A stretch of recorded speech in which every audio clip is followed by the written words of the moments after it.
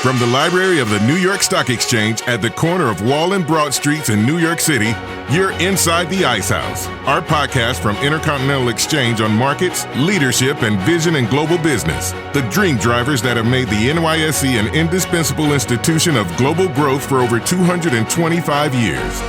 Each week, we feature stories of those who hatch plans, create jobs, and harness the engine of capitalism.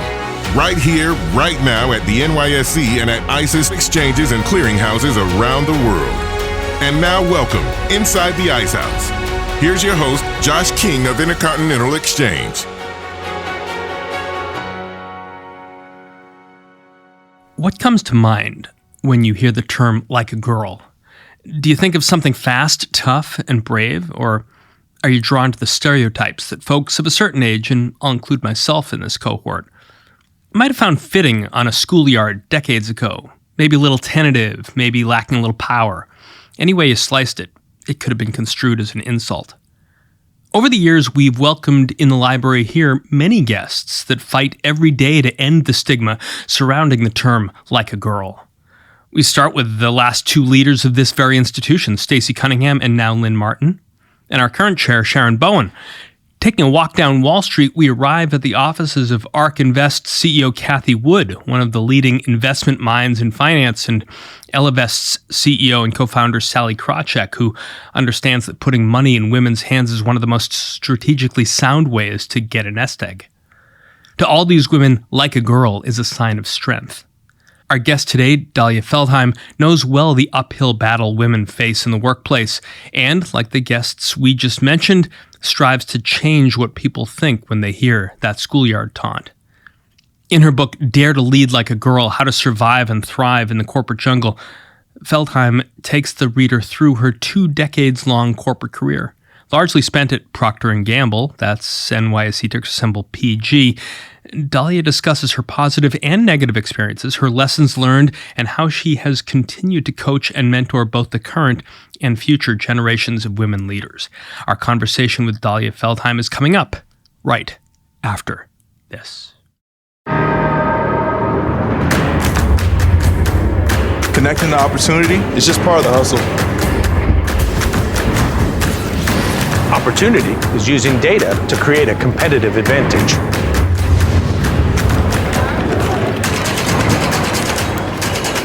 It's raising capital to help companies change the world. It's making complicated financial concepts seem simple. Opportunity is making the dream of home ownership a reality. Writing new rules and redefining the game. And driving the world forward to a greener energy future. Opportunity is setting a goal and charting a course to get there. Sometimes the only thing standing between you and opportunity is someone who can make the connection. At ICE, we connect people to opportunity. Welcome back inside the Ice House. Remember to subscribe wherever you listen and rate and review us on Apple Podcasts. Helps get more viewers to hear Inside the Ice House. Our guest today, Dalia Feldheim, spent 17 years at Procter & Gamble. That's NYSE ticker symbol PG, leading some of its most iconic advertising campaigns. Dalia's book, Dare to Lead Like a Girl, How to Survive and Thrive in the Corporate Jungle, is out from Rowan and Littlefield Publishers and is available wherever you get your books. Welcome, Dalia, inside the Ice House. Thank you. It's great to be here. I know that for you, coming to New York this week with all that's going on back in Israel has been excruciating.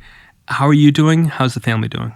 I'm okay. I'm broken. Very, very challenging. I have 2 kids and a husband recruited.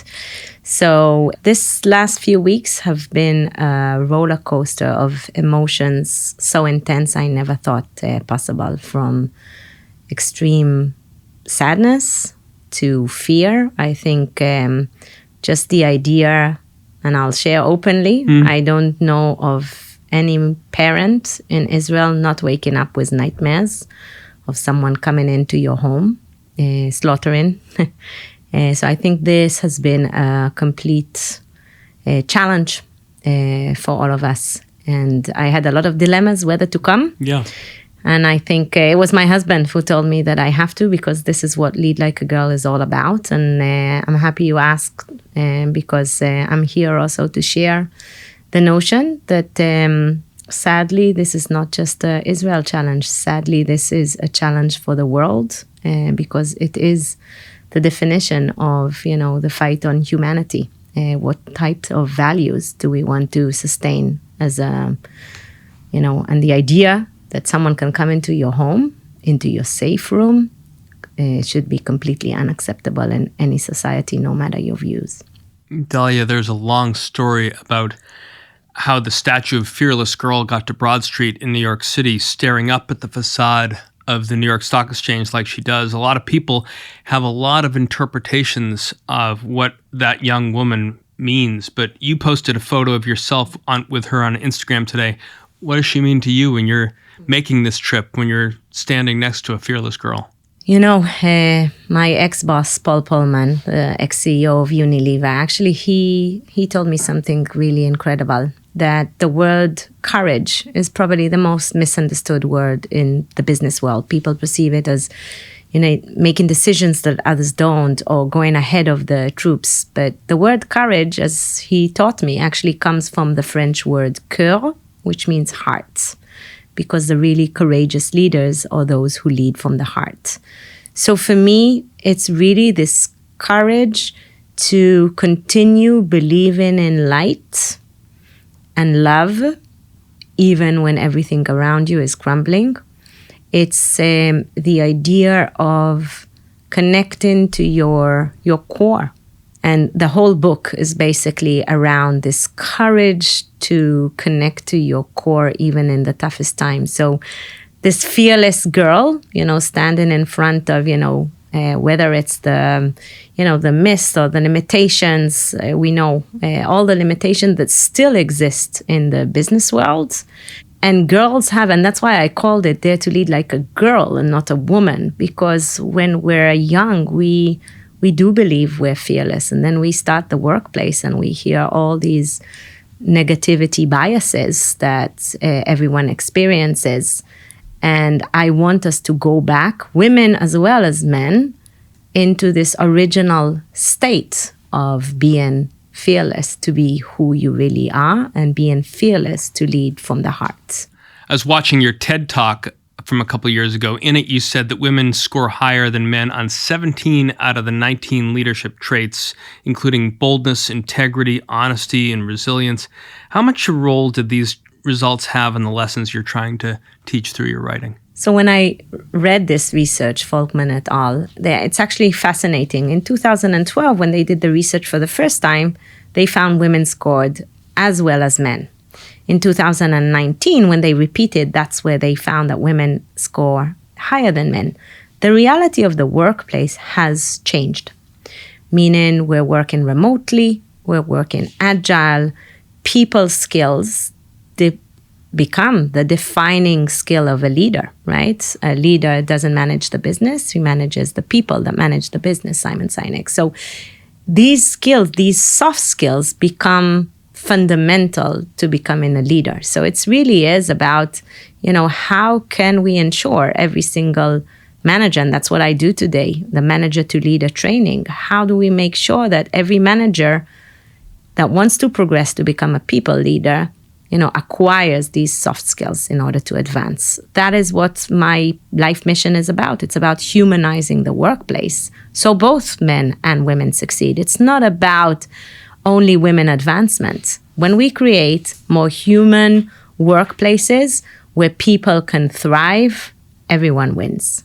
And today we're not there, sadly. I mean, humanizing the workplace starts pretty early and has to, at least in the way you've lived your life. You talked about how when you were a youngster, your mom loved the child psychology books by the eminent pediatrician, Dr. Benjamin Spock. My late father, also a pediatrician, was a follower of Dr. Spock. He, like your mom, believed in his concept of healthy neglect, the idea that leaving your kid alone to develop their own sense of creativity was probably a pretty good idea.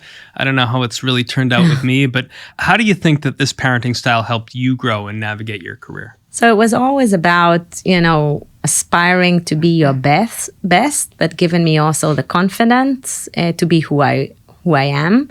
And that story specifically, my mom was a working mom, so I always saw the importance of, fulfilling your full potential. But she would finish work at around 2 and she would have a nap every day. And I had to stay in my room quietly. And, the amount of Barbie dolls that I cut their hair or sheets that I cut up, but I sat there and I played for 2 hours and I had to entertain myself. And I think today as parents, we try to fill up their time and solve all their challenges. So I think it's, this notion of healthy neglect became, I don't know if I'm creative because of that, but it became an important element in kind of enabling me to just kind of bring out the best. And I find until today, those quiet moments are my most creative. When I was breastfeeding, when I was a young mom, my best ideas came to me at 4 a.m. as I was breastfeeding my kids. The biggest campaign we did in Russia at the time was called Be the Star You Are. And that idea came to me at 4 a.m. So there's something about we're constantly in the rush of life. We don't stop to breathe.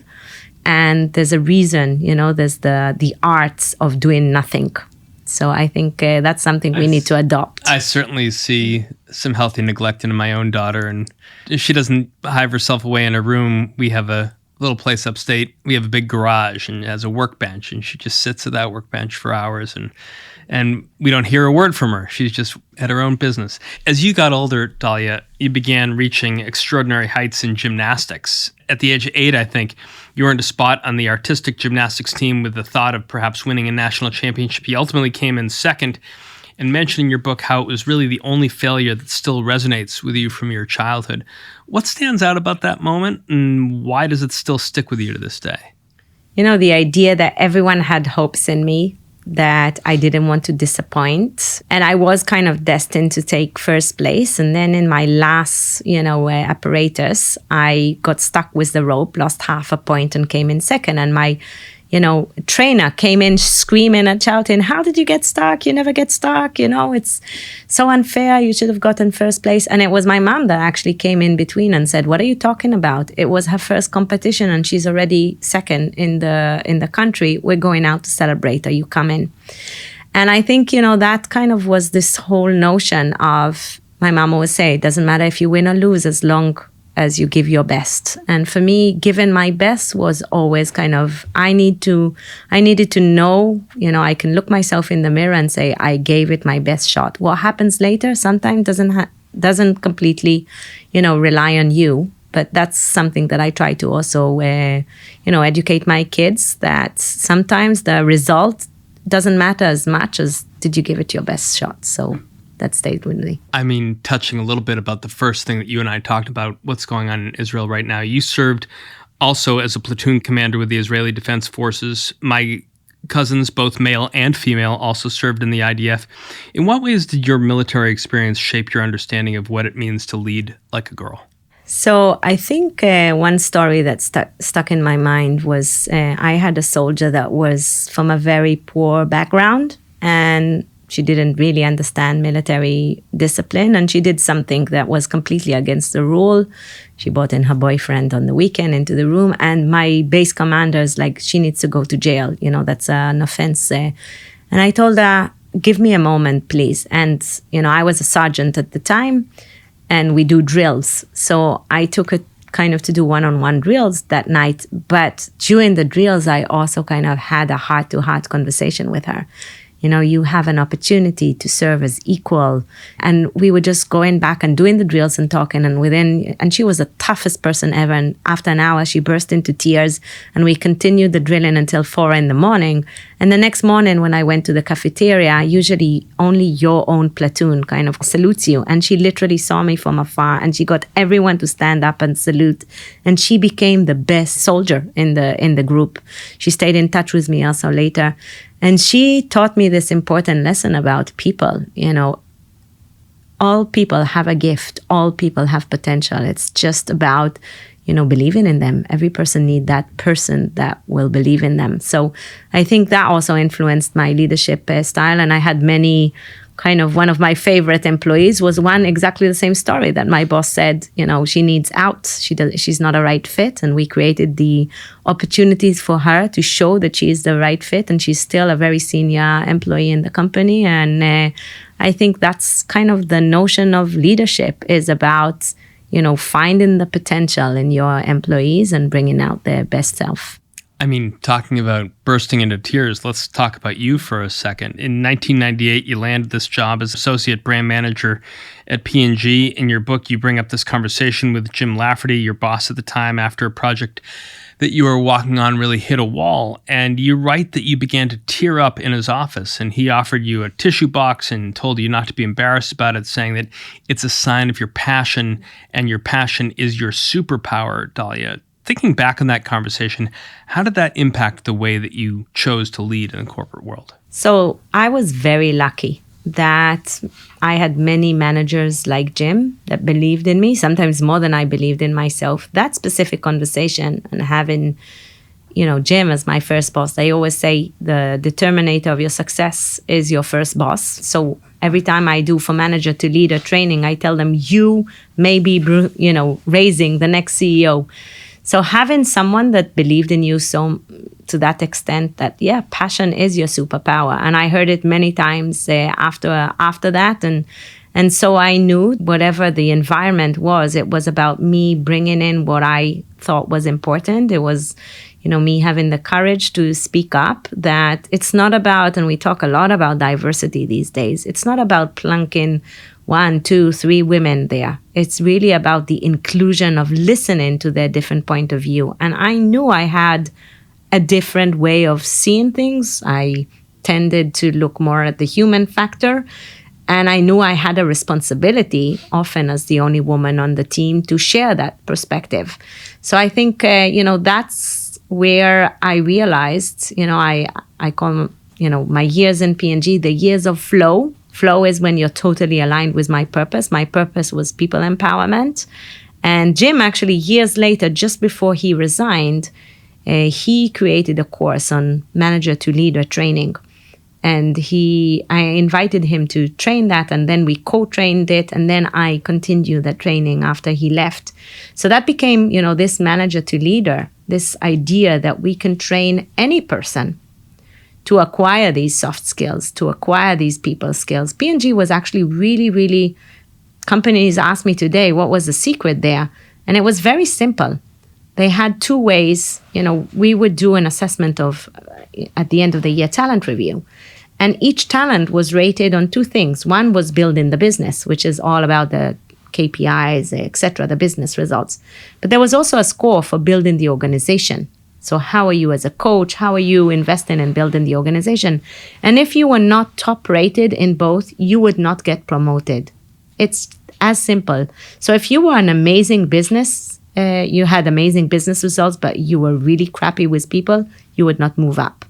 And I think that's such a simple principle that any company must adopt. Because we talk about it all the time, but if we don't turn, this insight into action, it doesn't work. So I think that shaped, a lot of my, expectation that I need to invest at least 50% of my time in building the organization. And that's when I became somewhat of a training junkie. I trained every single course that, happened in P&G, from presentation skills to manager to leader. We had a course called Women Supporting Women, which was all about belonging in the workplace. As a marketeer, I was able to live my purpose, both in building my team, but also doing campaigns like Always Run Like a Girl.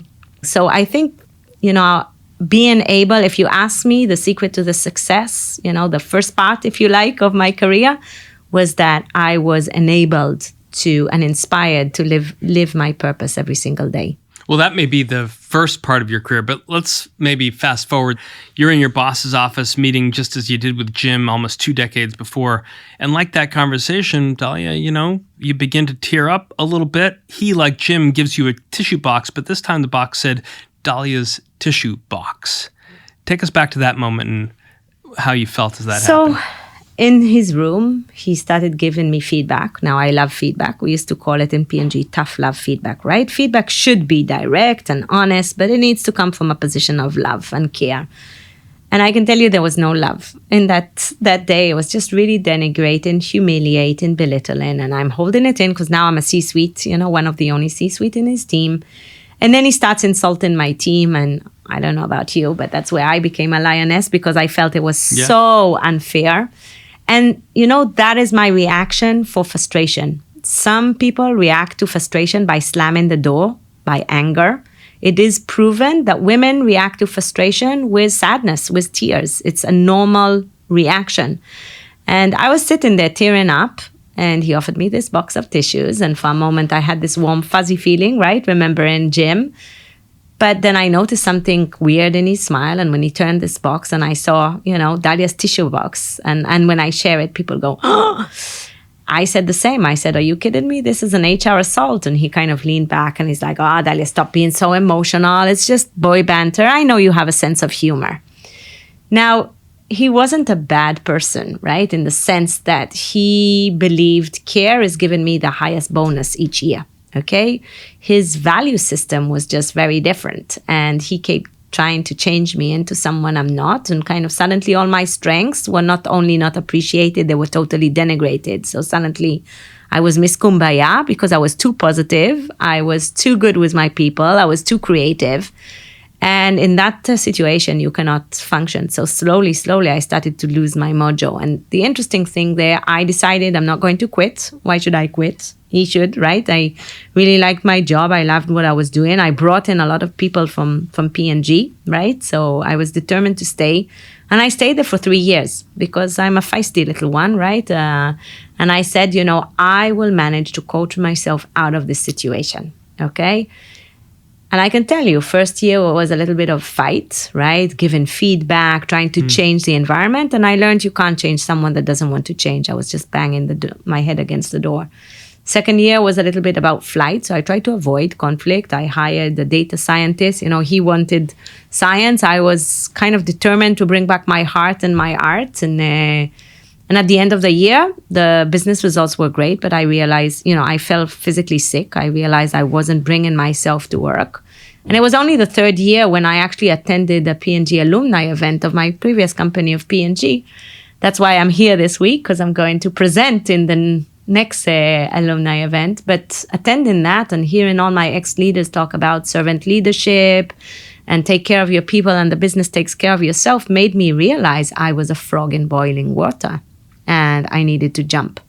But I am very result driven. So I said, I'm not going to jump before I deliver everything I committed, because I realized that, when you're so busy defending yourself, they thought I delivered. I knew I gave them 10% of my ability. So I stayed. We created a campaign that was very data driven, but also very creative. And when that won an award, I realized I found back my mojo and it was time to move on. But I guess this situation, reflecting back on it, I have tons of learnings. They're all summarized in the book. I learned that the importance of, being yourself, operating from your strengths. Only when I was able to go back to my strengths and lead with my passion and authenticity was I able to succeed. I also learned that empathy alone does not work. That together with empathy, you need to have zero tolerance to bullying.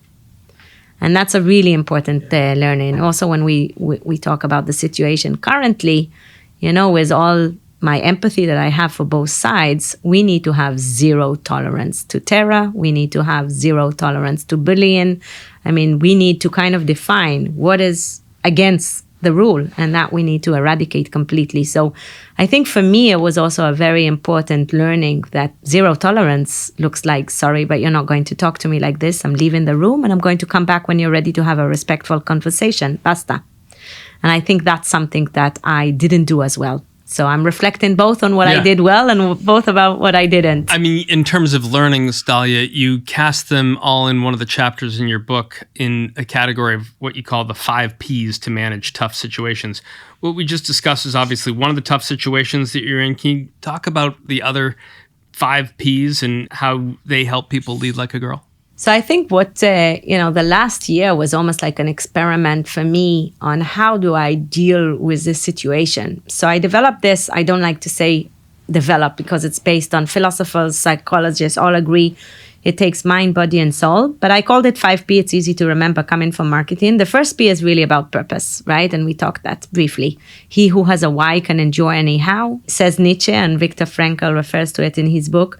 Having a purpose really is kind of what made me go through, the challenging time. And in that case, it was about taking care of my team, knowing that I was the main breadwinner at the time, right? So I think that's a very important, and what I do currently with companies, the like of Google, is really work on what is every employee's personal purpose and how can we align it to a company purpose and a team purpose. So that's the first thing. Second is really the perspective, okay? This is around understanding, stepping back from the situation. I always say step out of the drama so you can understand the movie. When you're in the situation, it's like you're in the waterfall. Okay, the emotions are falling on you. You need to step back behind the waterfall so you can understand where you are, so you can develop a growth mindset, so you can develop this learn to fail or fail to learn that we talked about. The third P is really power up, which is all around how do I manage my energy? Because, we know fatigue is the disease of the 21st century. We're all burnt out. And the reason is we're having, to deal with all challenging toxic environments. We see this, that's the number one driver of the Great Resignation, toxic environment.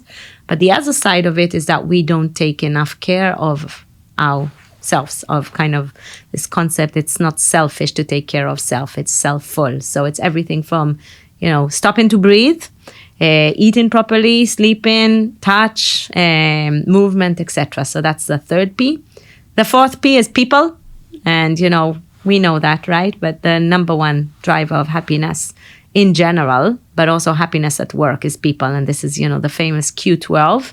Question number 12 by Gallup was, do you have a best friend at work? And CEOs were like, what is this stupid question? But they found that that was the number one driver of happiness at work. So what do you as a leader do to get to know your people as human beings, to kind of foster human relationship?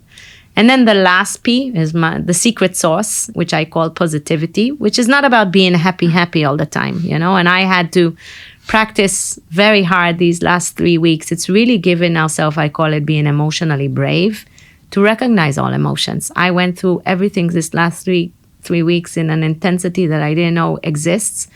And it's okay. I mean, my mentor Tal Ben Shahar says, who doesn't have negative emotions? Only dead people are psychopaths. So if you're sad, that's great news in a way. So give it the space to be sad, to be angry, to be, scared. I can tell you, I'm quite a brave person, and I've been living with extreme fear that we spoke about. And it's really making space for that. But then, and this is the big kind of when is the right time and how, but once you accepted your negative emotions, how can you create an upward spiral of positivity? By looking for, and it's not about toxic positivity of like, hey, be happy, but it's really about believing that good would prevail, believing that something, there's a concept called post-traumatic growth. We all know about post-traumatic stress disorder, but actually post-traumatic growth is not resilience where you bounce back to where you were before, but it's where you actually use your pain in a way to grow to a higher level of where you were before. And when I learned of that concept, I actually tried to apply it on myself. So even in the tough situation that we're now, trying to see what good can come out of this situation, so it's hope, it's giving. I mean, if there's one bright point in this sad environment is seeing everyone recruited, from children to, everyone doing whatever they can to help others. It's beautiful. I mean, we have the root of the word to give in Hebrew is Natan, N-A-T-A-N. It's a palindrome, right? Because giving is a two-way journey. So when you're really in despair, right, being able to give is a big driver of resilience. And then the last one I would say is gratitude, and it's extremely hard. But gratitude is about, stopping for a moment to stop and smell the roses, to see what is working. And that's where the positive psychology started in Africa, where they try to understand why all the investments is not working, because they kept on asking what's not working, right? And when they shifted the question to say, hey, how come some kids are succeeding despite the circumstances? What is working? And just shifting that dynamic really helped them understand, what was important for success.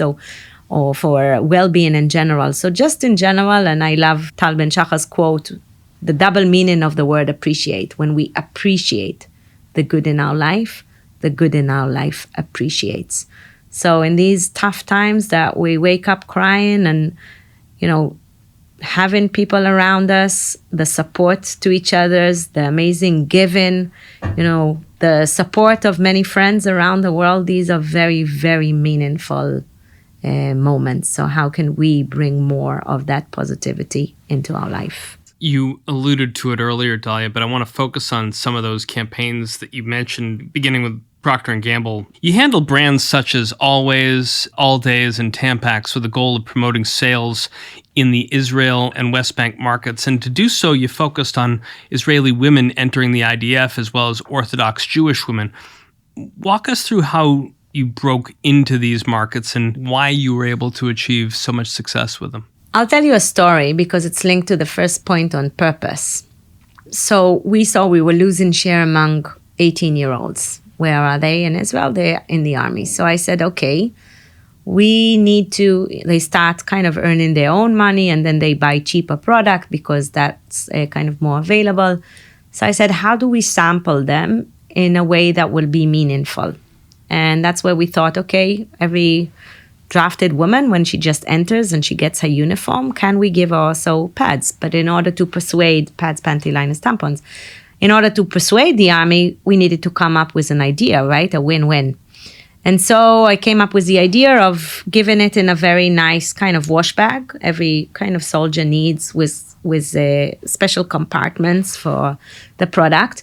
And the army agreed. And, 2 months before we launched the campaign, I was sitting in the office one day and I said, okay, I want to add somewhat of a personal note to this. And I started writing and I literally fell asleep in the office. And my boss, the same Jim, came at 6 a.m. He's like, Dalia, what are you doing? It's like, I'm just giving an example to the agency of what I want this letter to look like. And he said, can I read it? And he started crying.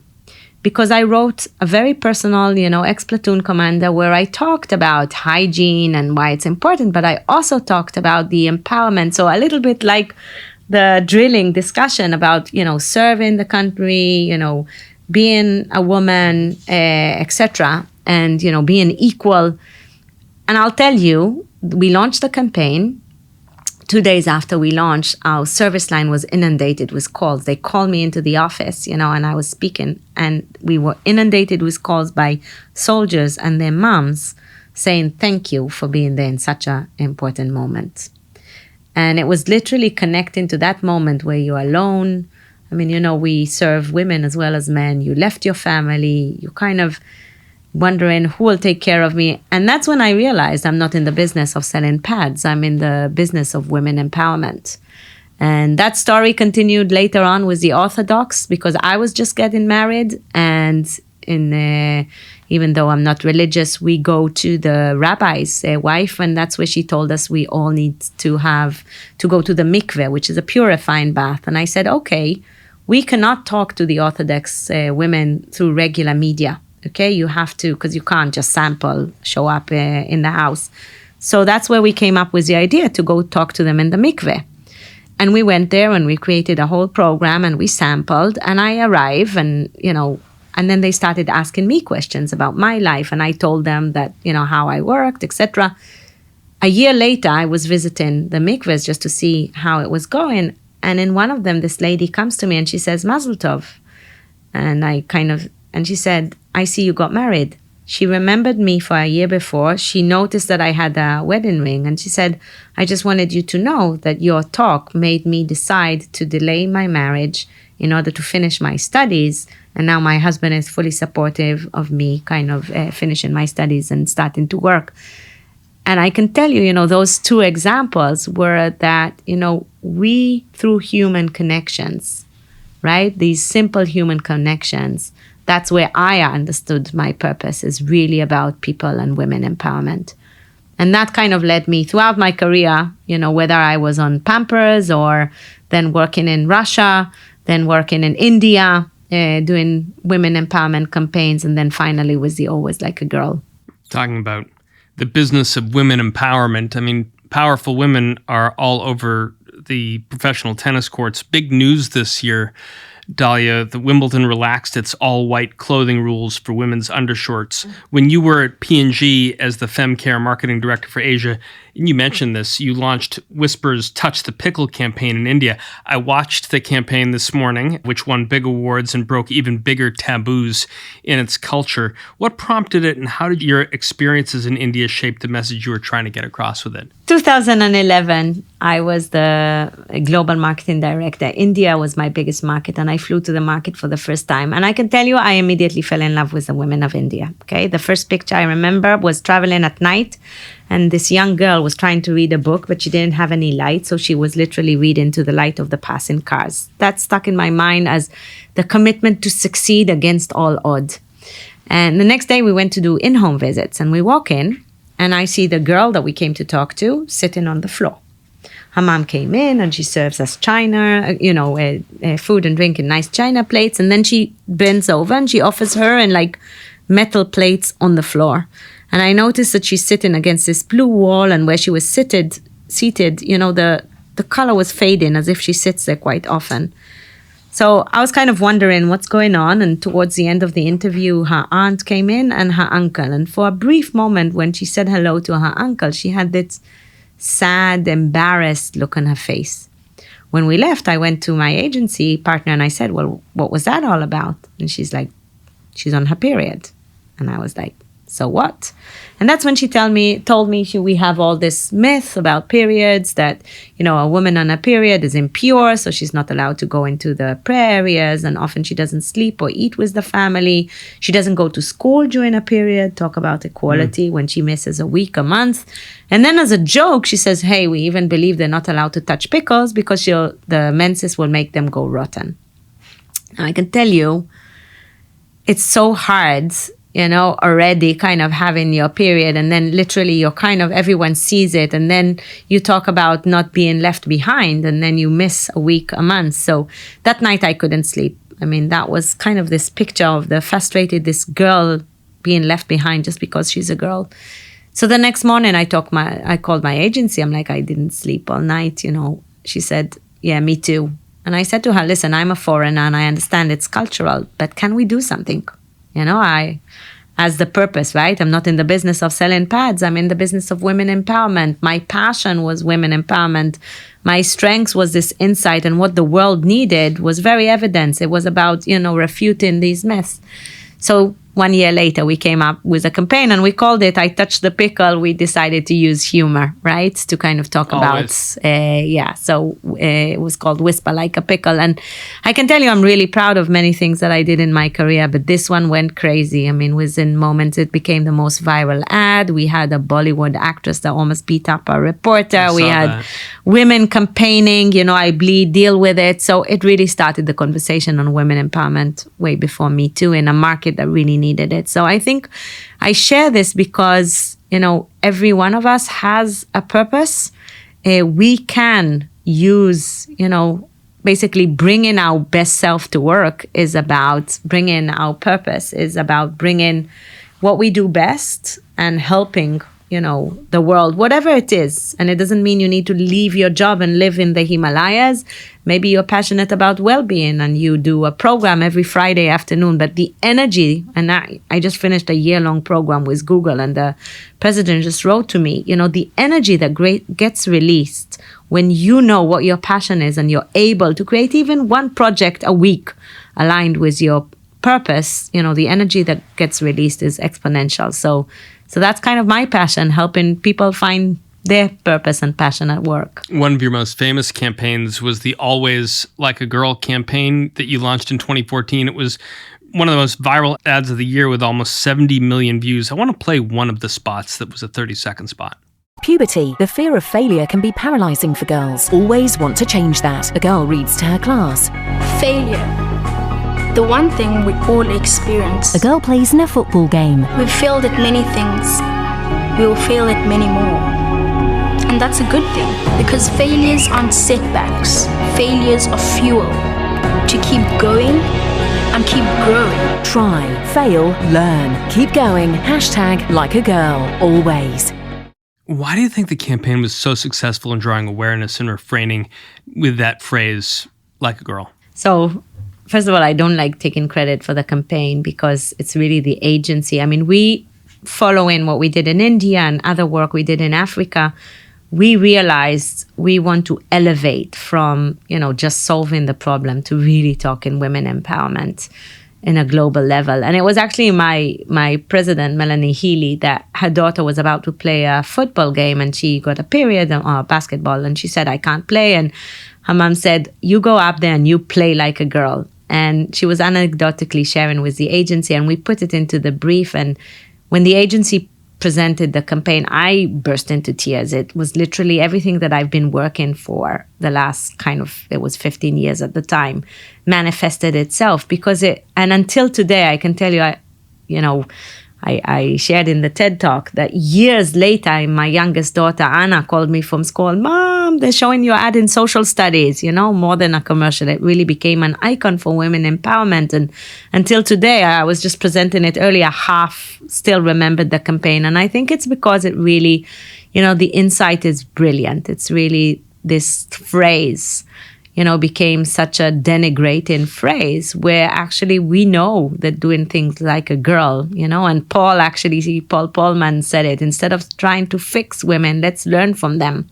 And I think for women and for men, realizing that these soft skills or the power skills of the 21st century is very, very empowering. And that's what the book is all about. So same with the campaign. It's not about kind of hiding who we are, our sensitivity, our intuition, our teamwork, or exactly what is needed today. So I think that's kind of why the campaign still resonates. And that's what the book is basically a provocation, A, playing homage, for this campaign, but B, really kind of challenging us that lead like a girl. Who said, that lead like a girl is a weakness? So until it doesn't, become and I can't tell you how many calls I got from men saying, thank you so much. Everyone used to say that I lead like a girl. Now I'm so proud of it. And I'll just share with you a little anecdote that when the TED came out, I had a guy call me up from Australia. He was head of sales in a big company. And he said, Dalia, I just wanted to tell you, I watched your TED. I wanted to say thank you. I realized I'm an asshole. What do I do? And we actually started working together. And today he decided to leave his job and he's an asshole eradicator. That's what he calls himself. And I think, he learned that there's another way of doing it. And actually, it leads to better results. So as a joke, or not as a joke, but I put in the book that if you have an asshole boss that you want to share this book with, I'll send it for free. Because I really believe that often people are just not aware of their behavior. They're not aware of the impact their behavior has on others. And I still believe the people are inherently good people. And it's really just sharing that, hey, you think that fear delivers results. Yeah, fear does short term. Okay, but the better results you get with love. So that's kind of the whole premise of leading from the heart. The better results you get with love. After the break, Dalia Feldheim and I will talk about the lessons learned in her book and how to fight the change the like a girl narrative is going on today. That's all coming up right after this. Shopify Editions is back with over 100 product updates and enhancements all in one place. Explore our latest solutions for every aspect of commerce, from starting and scaling a business so you can sell everywhere easier, to flexible components for enterprise needs. Businesses can choose which technologies they need to create the customer experience they want. And developer tooling to customize any commerce experience. We know how important it is to offer the right mix of power, flexibility, and customization across our surfaces. No matter what you're building, you can build for the long term with Shopify. Visit shopify.com/editions. Welcome back. Remember to subscribe to Inside the Ice House podcast wherever you listen, and rate and review us so other folks know where to find us. Just to recap where we were before the break, Dalia Feldheim and I were discussing her book, Dare to Lead Like a Girl, How to Survive and Thrive in the Corporate Jungle, and some of the successes, trials, and tribulations she's had in her 20-year marketing career. Dalia, you teach a lot of lessons throughout the chapters. Let's talk about some of them, beginning with this work-life balance as a parent. In fact, you dedicate all of Chapter 9 to that very lesson, and balancing the role of a parent with an everyday job is a struggle for so many. It is for my wife and for me. What are some of the things, or the one or two things that you and your husband did to help separate the two things successfully? Well, I think first of all is kind of realizing that you can only do the best in what you can do, right? And I'll tell you actually a story on this one, because so it's basically the notion that we all try to be perfect, and sometimes good enough is good enough. And this lesson came from my son. He was 8 years old. He was about to appear in a play. He was a tree in Peter Pan or something, and he insisted, he really wanted us to come. And my husband was traveling that week, and the CEO was coming the same day, the CEO of P&G, and I was selected to present to him. So I actually went to my president and I said, listen, I have to be at the school by 4:00. Can I be first on the agenda? And he's like, of course, no problem. I got first on the agenda. That morning, my CEO's plane was delayed. He ended up coming in at 1:00. I presented to him, rushed to the school with my high-heeled hair, etc. Walked into the room just as my little tree was coming off the stage. And I came in with such pathos that, of course, he saw me there. And I was crying and apologizing the whole way home. I was so devastated because it was so important to me. And when we arrived home, he actually said, Mom, you know what? I know you're not perfect, but I see you really tried. And that little kid kind of made me realize that the kids will forgive you if you forget, the occasional dinner, but try to be there for the important moments. And that's where the first step was, I kind of formed this idea of be there for the moments that count and make the moments that you're there count. So the first part we talked about. The second part is too many parents, leave early to take their kids to the park, and then they're busy on their phone the whole time. So make the moments that you're there counts mean basically being present. So that was another principle. I would come home, close the phone for 3 hours. That's it. Between 6 and 9, my phone was shut, and I was 100% with them. And then I would go back, and no one died in 3 hours at work. So I think that's another really important principle. We really try to ensure. We read somewhere that the average parent spends only half an hour of quality time with the kids, and we made a commitment that that's not going to be our case. So those 3 hours, included playtime, dinners every night. So I think that was a big one. The other big one, I would say, it takes a village to raise a child. Don't be afraid to ask for help, whether it's friends, whether it's having a helper. Very early on, I kind of learned that was an investment more than anything else. So I left I delegated everything that took time, because really the value of me folding, washing versus the value of me playing on the carpet was huge. So I tried to outsource whatever I could. That was another principle. But I think the most important is redefining success. And for me, when I got, when I became a parent, I realized that for me, success wasn't just being the high achiever that I've been at work. That success now is about combining. So it is a challenge. It's extremely challenging, but I provide 10 kind of tips in the book that worked for me. And I think the important thing is that it's very personal. The red line is very different from person to person. So don't have the guilt. What works for you, worked for you. And, I'll just finish with another story that when my eldest was born, I was brand manager of Pampers, and I flew to Russia after 6 months to do in-home visits. And I'm sitting there behind the screen, and all the mothers are talking about, I'm never going to leave my daughter, at least 2 years, or my kid, 2 years. I don't understand women that go back to work so early. And I'm literally sitting there behind, and I'm like bowling with guilt. And, and I had a friend of mine, Nada, a friend until today, she kind of looks at me, she grabs me by the shoulder, and she's like, Dalia, if you want to be a working mom, zero guilt. When you're there, be there. When you're here, you're here. So now we're in Moscow. What do you want to do? And I'm like, I want to go to the Bolshoi. So she booked me VIP tickets to the Bolshoi. And that became a principle. So when I was home, I was 100%, those 3 hours.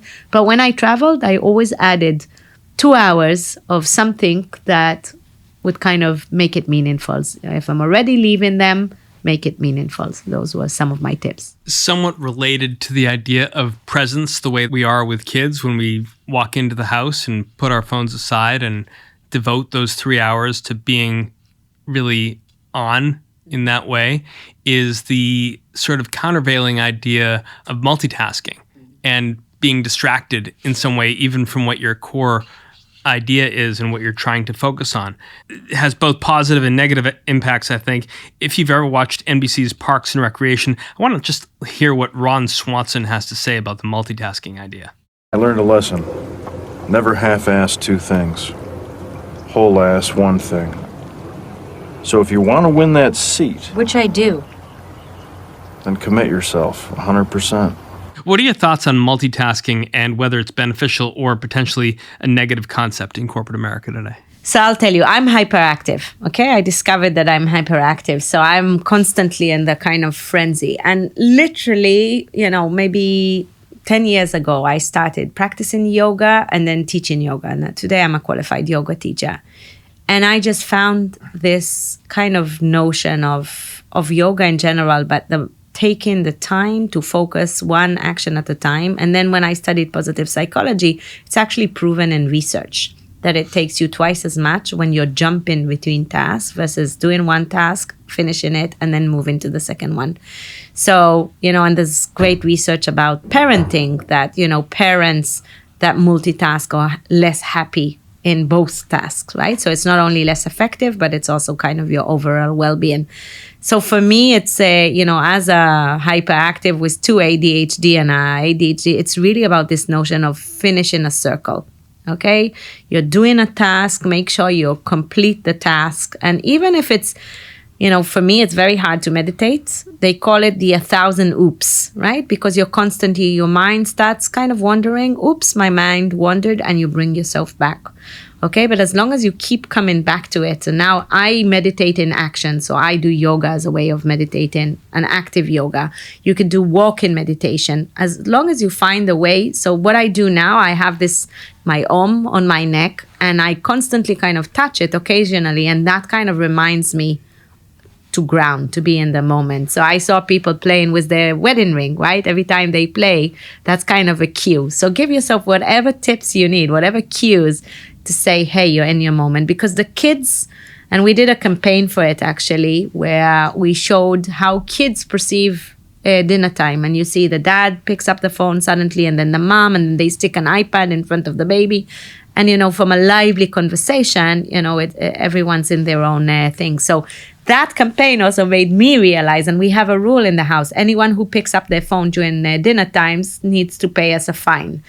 And since then, we even stopped bringing our phone to the dinner table. So those are some of the things that, be in the moment. The present is the present. And I think, corporate America, life in general, we know we don't take enough time. And another research in this context, Boston Group Consulting forced their employees to take one afternoon digital detox a week.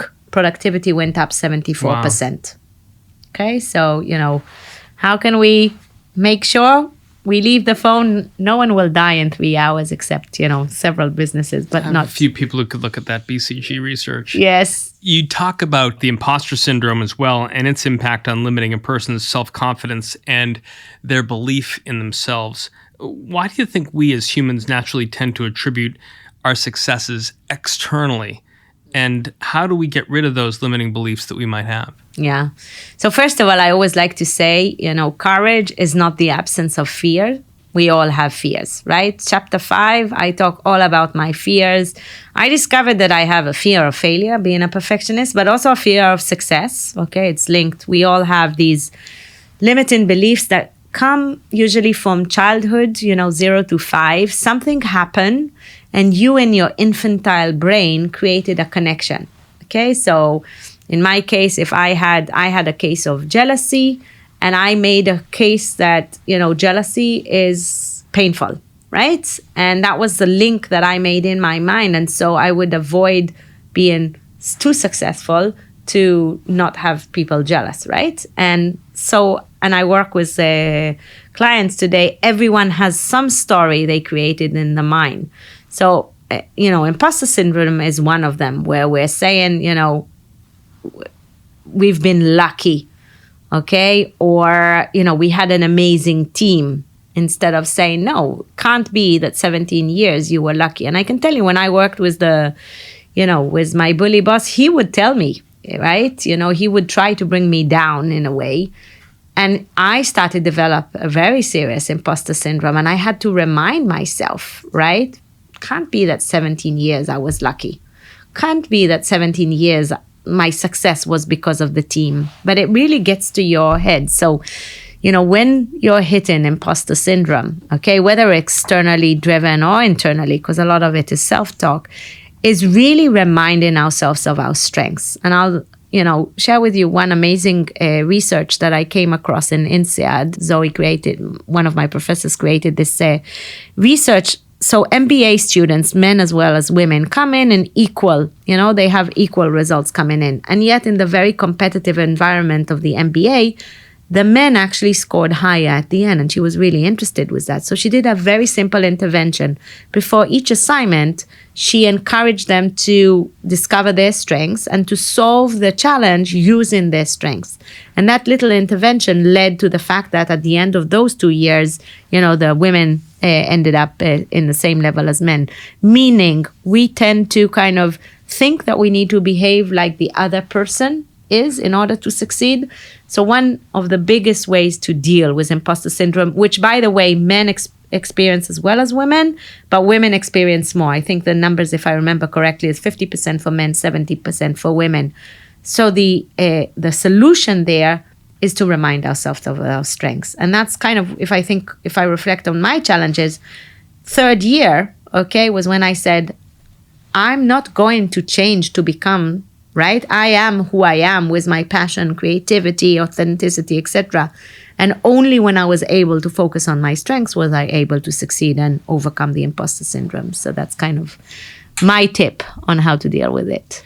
So as we begin to wrap up our conversation then, Dalia, based on what you saw as your corporate career progressed, as well as what you've seen since now moving away from it, all the work that you're doing, the consulting and speaking that you're doing, do you think we're headed really in the right direction when it comes to leadership opportunities for women, or are we still have a long way to go? Still a long way to go, sadly. I think we're seeing progress, okay? I think COVID made us realize, with everything that came after COVID, so, the Great Resignation, the silent resignation, right? And the research shows that the reason for the Great Resignation, the number one reason, was toxic environments. And we know we're in a crisis in the workplace. We know, the Gen Zs prefer to be entrepreneurs versus working in corporate America. So I think the crisis is out there. We also know the solutions, my whole kind of positive psychology leadership development program is around these solutions. So we have an issue, we have the solutions. The sad thing is, budgets for training, resilience training, leadership training is the first thing to get hit. So when we were in the crisis, I saw a surge in kind of these training, and yet these are the elements we need to continue investing in them, because, this is what creates the ripple effect. If you, develop managers that are leaders, and there's a big difference between the two, that are great people leaders, then, they develop their people, etc. So I think I'm seeing progress, but sadly, this is the first thing that gets cut. And if we take it on a broader level, I talk about humanizing the workplace, the same challenges we're seeing in a global leadership, right? The same, now they're not called bullies, they're called terror, but the idea that you can impose, that there's not a mutual respect, the same zero tolerance applies here, the same need to humanize society in general. And I think, some people say to me, what does lead like a girl? If we had more women, would we have less wars, right? And I always say it's not just about having this positive feminine, okay, which is about empathy. It's float like a butterfly, sting like a bee. We need to know how to move between the positive feminine, which is about empathy, intuition, and the positive masculine, okay, which is about, assertiveness and the zero tolerance, etc. So I really see a need globally.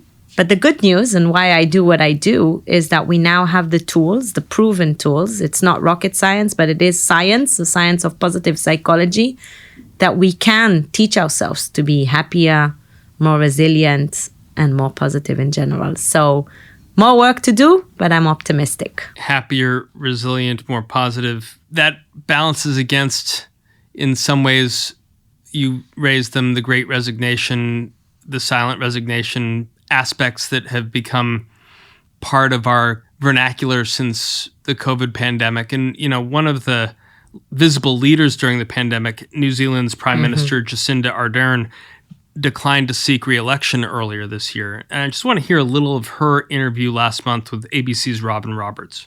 Said, which a lot of people can relate to, women in particular, just didn't have enough in the tank to do the job that you wanted to do. Some people turned that as burnout. Yes. That was. How did you deal with that kind of characterization? Yeah, I see them as very different. I could have kept going, but for me, having been through a period where we did experience a lot of crises in New Zealand, it was whether or not I had enough to do the job well. And the answer for me personally was no, it was time for someone else. So a bit different than burnout. Yes, I would say so. Is there a double standard at play, Dalia? I mean, David Beckham is just done with football and wants to move on to other things, but Jacinda Ardern has run out of gas. I admire Jacinda, right? A lot of the book also mentions the fact that, women tended to lead better in COVID because of the empathy, because of the seeking advice, right? Broadly. But I think it's very admirable, okay, that, taking the time to say, hey, I have given my 100%, okay, and I cannot be as effective as this country needs in the next, so bring in fresh blood. I think it's extremely admirable. We saw it also in the gymnastics with Biles, with saying, hey, I need to kind of take a break because I'm hurting my teammates if I'm not giving my 100%. So I think it's actually an element of recognizing, right, that we need to be, you can't pour out of an empty jug, right, that we need to be filling, and B, the humility to say, I gave my 100%, now it's time for the next person to come. I think that is very brave. A number of my female friends at Meta, leaders of the company, including the woman who wrote the foreword of your book, Sheryl Sandberg, Marnie Levine, the advertising chief, Carolyn Everson, who left in 2021. A coincidence of their departures or part of a trend of women at the top of global companies stepping back? We do, let's put the moose on the table. It is much harder, okay, for women in corporate and senior roles, okay? The majority of work, housework, the limitations in the workplace, the biases. So it is like running 2 marathons instead of one. And I think women are just saying to themselves, is it all worth it? Why? Because we define success holistically. Okay, we know, and I think that's part of it. And I don't say that kind of men or only kind of care about career. That's not true. But I think there's an element there that is respectable in the sense of saying, I'm going to give it my best, okay? And once I feel someone else will do a better job, that's my time to move on. Sticking to the job when you're not able to do the best is kind of hurting everyone around you. So I think there's an element there. Yes, maybe there's an element of self. It's actually funny. My kind of thesis at school in psychology was about self-imposed glass ceiling, in the sense that, hey, it's not that we don't have the abilities of getting to the top. We do. But is it all worth it? And there's some stage that we say, the way we define success doesn't justify it anymore. And I think that is kind of something that we recognize across the board. And I wish for men and for women to make sure that during the climb, we're investing in ourselves so that we can continue giving. But when the time to move on has come, the time to move on has come. And that's, I think, admirable. Wise advice for men and women investing in ourselves. Thanks so much for joining us inside the Ice House. Thank you so much. Lovely being here. And that is our conversation for this week. Our guest was Dalia Feldheim, author of Dare to Lead Like a Girl, How to Survive and Thrive in the Corporate Jungle. If you like what you heard, please rate us on Apple Podcasts so other folks know where to find us. And if you've got a comment or a question you'd like one of our experts to tackle on a future show, make sure to leave a review, email us at icehouse@ice.com, or tweet at us at IceHousePodcast. Our show is produced by Lance Glynn with production assistance, editing, and engineering from Ken Abel. I'm Josh King, your host, signing off from the library of the New York Stock Exchange. Thanks for listening. We'll talk to you next week. Information contained in this podcast was obtained in part from publicly available sources and not independently verified. Neither ICE nor its affiliates make any representations or warranties, express or implied, as to the accuracy or completeness of the information, and do not sponsor, approve, or endorse any of the content herein, all of which is presented solely for informational and educational purposes. Nothing herein constitutes an offer to sell, a solicitation of an offer to buy any security, or a recommendation of any security or trading practice. Some portions of the preceding conversation may have been edited for the purpose of length or clarity.